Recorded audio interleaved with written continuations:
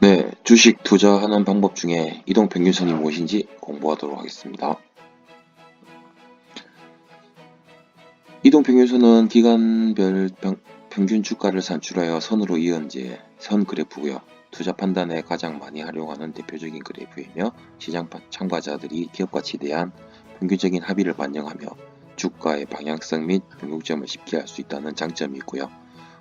각거의 주가를 평균하여 만든 후행성 지표고, 테마 또는 재료주처럼 이슈가 중요한 종목에서는 유용성이 떨어진다고 합니다. 이동평균선의 종류는 주가 이동평균선, 거래량, 그리고 체결 강도, 이런 기타 등등이 있는데, 주로 주가 이동평균선을 생각하시면 되고요. 200일선과 121선 같은 경우에는 경기 사이클과 유사한 움직임이므로 경기선이라고도 하고요. 증시 대세를 판단할 때 사용하고요. 61선은 방향을 결정하는 것은 수급 요인이 가장 크다고 볼 수 있고요. 자금이 유입 및 유출에 따라 61선이 움직인다고 합니다. 그리고 21선은 주가에 따라 사고 팔고 싶어하는 욕구가 발동되는데, 주로 이 심리에 따라 움직인다고 해서 심리선이라고도 합니다.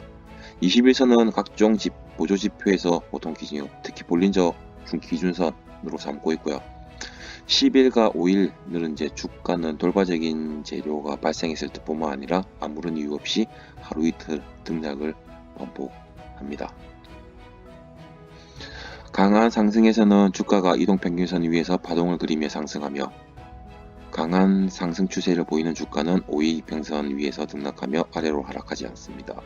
하락할 때는 주가가 이평선 아래에서 파동을 그리고, 하락할 때는 추세를 보이는 주가는 5일 이평선 아래에서만 등락을 거듭하며 하락합니다.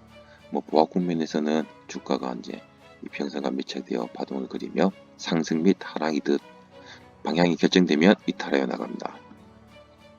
주가가 이평선을 상향 돌파할 때는 매수 신호, 하향 돌파할 때는 매도 신호, 이렇게 생각하시면 되고요. 주가와 단기 이평선이 주가와 단기 이평선이 중장기 이평선을 돌파할 때는 반절될 가능성을 예상하고요.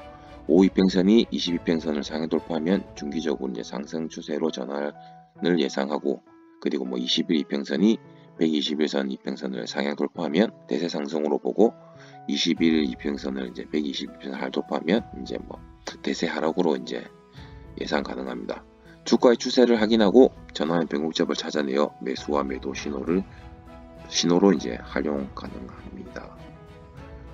주가는 우선 회귀의 속성이 있으므로 이평선에서 멀어지면 다시 돌아오고, 이것을 활용해서 주식의 그래프를 그리는데 전제 조건이 됩니다. 주가가 20일 이평선 위에서 이동평균선을 따라 상승하는 경우에는 이동평균선 자체가 지지선이 됩니다. 상승하던 주가가 이동평균선까지 조정되면 매수 세력이 들어와서 다시 상승 추세로 지지되기 때문에 이를 지지선이라고 하고요. 반대로 주가가 20일 이평선에 하락 돌파하고 있을 때 이동평균선이 저항선이 되고요. 추가 상승을 저지한다고 생각하시면 될 것 같습니다. 이동평균선을 이용한 매매 방법으로는 상승 추세했을 때는 기본적으로 매수나 보유를 하고요. 그리고 이동평균선은 지지와 저항 역할을 하기 때문에 주가가 상승 추세인 이동평균선에 접근하면 매수합니다.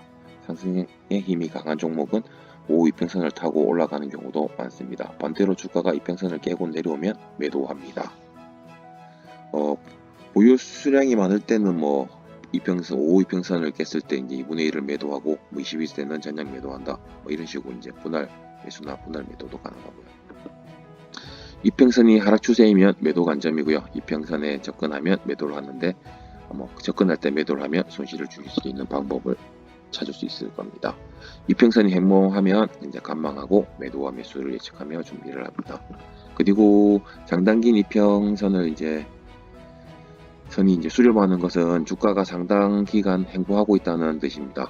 이유가 주가가 충분히 하락하여 주식을 팔려는 사람이 없기 때문이고요.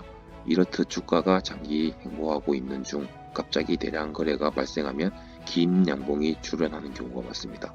이러면 아마 큰 이익을 얻을 수 있고요. 장기 행보 후 급등은 종종 대세 상승으로도 이어지고요. 하지만 1, 2개월 조정을 거친 후 본격적인 상승을 하는 경우가 대부분이기 때문에 누적된 매물이 소화되는데 일정한 기간이 소요되기 때문입니다. 따라서 장기 행보 중 대량 거래와 함께 급등하는 종목이 있다면 바로 이제 가신 종목을 지정하고 주기적으로 분석하면서 대응해 나가도록 합니다. 위에서부터 주가 단기 이평선이 중장기선, 장기 이평선 이런 식으로 이제 정배열일 경우에는 이걸 이제 보통 정배열이라고 하는데, 주가와 장단기 이평선이 정배열되어 있다는 것은 손실을 보고 있는 투자자가 없이 모두가 이익을 보고 있다는 뜻으로 매물 부담이 적어 상승 추세가 이어진다고 예측합니다. 골든 크로스가 발생하면 매수하고 주가가 바닥일 때는 특히 적극적으로 매수를 하면 좋습니다. 단기 이평선이 중장기 이평선을 상향 돌파하는 경우입니다. 위에서부터 이제 장기 그리고 중기, 단기 주가 순으로 이제 나란히 있을 때 역별이라고 하고요. 대부분의 투자자가 손실을 입고 있는 경우이므로 하락 추세가 이어지므로 상승으로 전환되는데 많은 시간이 소요된다고 예측 가능합니다. 데스크로스 그리고 매도 관점이며 주가가 천정일 때는 다 던집니다. 단기 이평선이 중장기 이평선을 하향 돌파하는 경우입니다. 이동평균선의 예상 진료로 주가를 예측하기인데, 주가는 이평선보다 선행하여 움직이기 때문에 그래프를 보면서 이평선은 하나의 추세를 가지고 변하는 것을 이용해서 이평선의 진료를 예측하고 예상합니다. 주가가 이평선을 반복해서 돌파하면 뚫을 수 있다고 예측하고요. 지지나 저항의 역할을 하는 이평선이 반복해서 돌파 시도가 가해지면 지지나 저항의 세력이 힘이 빠졌다고 예측 가능합니다. 그리고 주가가 이평선을 뚫으면 이평선의 이제 방향이 바뀝니다. 주가가 하락하고 있는 이제 이동평균선을 상향 돌파하면 이동평균선은 하락을 멈추고, 주가가 지속적으로 상승하면 이동평균선은 하락 행보 상승적으로 점진적으로 이제 전환됩니다. 마찬가지로 상승하고 있는 이동평균선을 주가가 하향 돌파하면 이동평균선은 이제 상승을 멈추고 행보 또는 하락을 하게 됩니다. 이동평균선을 시간 단위로 세분화해 보면서 이제 주가 변화를 예상 가능합니다. 주가가 바뀔 때는 이제 분봉, 시간봉, 일봉, 주봉, 월봉으로 바뀌어가고요. 따라서 이제 주봉의 변화를 미리 감지하려면 일봉의 변화를 보면 되고요. 일봉의 변화를 미리 감지하려면 시간봉, 분봉을 이제 보통 보면 됩니다.